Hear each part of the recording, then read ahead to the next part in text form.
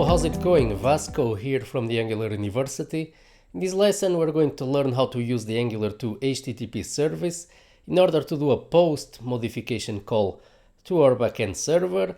As a bonus, we're also going to learn how to use the private keyword in the Typescript constructor in order to automatically declare a member variable for our class.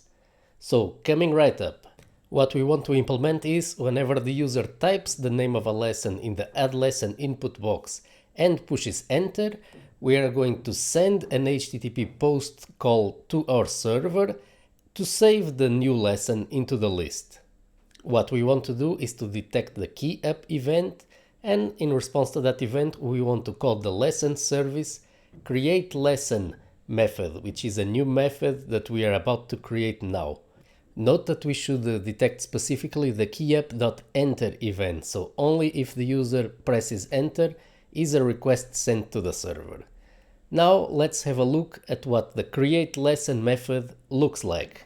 We only have the description at the beginning of the method, so the first thing that we need to do is to create a lesson object to send to the backend as JSON. So for that, let's use the shorthand notation curly brackets description. This is equivalent to an object with a key of description and a value which has the exact same name. So this can be shorthanded to curly braces description. So this is one of the features of TypeScript and also of the latest standard of JavaScript in general.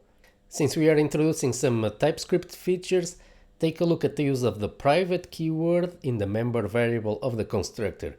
This is equivalent to the following: to declaring an HTTP member variable, assigning it the value of the constructor variable, so this.http equals HTTP, and also marking the member variable as private.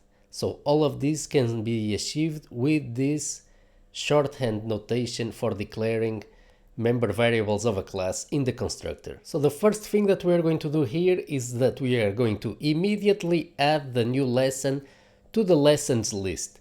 This is an optimistic strategy where we assume that the operation on the backend is going to be successful. So we immediately add the entry to our list so that the user can get immediate feedback and does not perceive a waiting time. In the background, we are going to save it to our database in our backend, and we are going to show something else to the user only in the case that something went wrong. We would show him an error message. So with this, let's make our network call. We use http.post, which takes 3 arguments. The first argument is the URL that you want to hit on the backend, /lessons in our case. The second argument is a string containing the data that you want to send over the network. In this case, we are going to take our lesson object and we are going to transform it into a string using json.stringify. The third argument is the HTTP headers that you want to be part of your request. In our case, we are just going to populate the content type HTTP header, specifying that the content of the message that we are sending to the server is JSON. This allows the server to unserialize the payload that it received properly. With the Angular 2 HTTP service, if we don't subscribe to it, nothing happens. So let's subscribe to the output of the post call.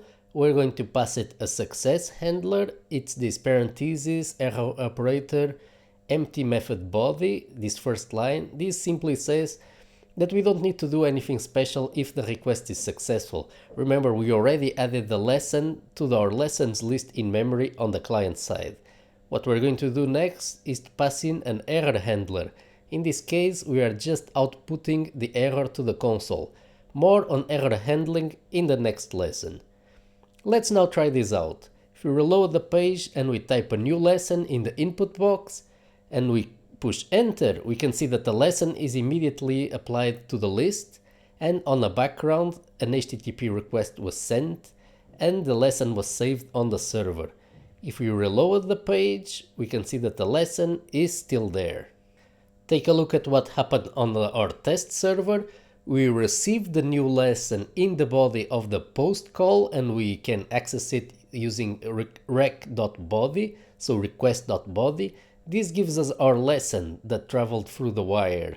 Now, we're just going to push it into our list of lessons in our test server.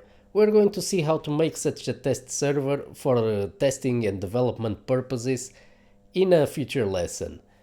Right now, let's first talk about what if things go wrong in server processing. Let's talk a little bit about error handling.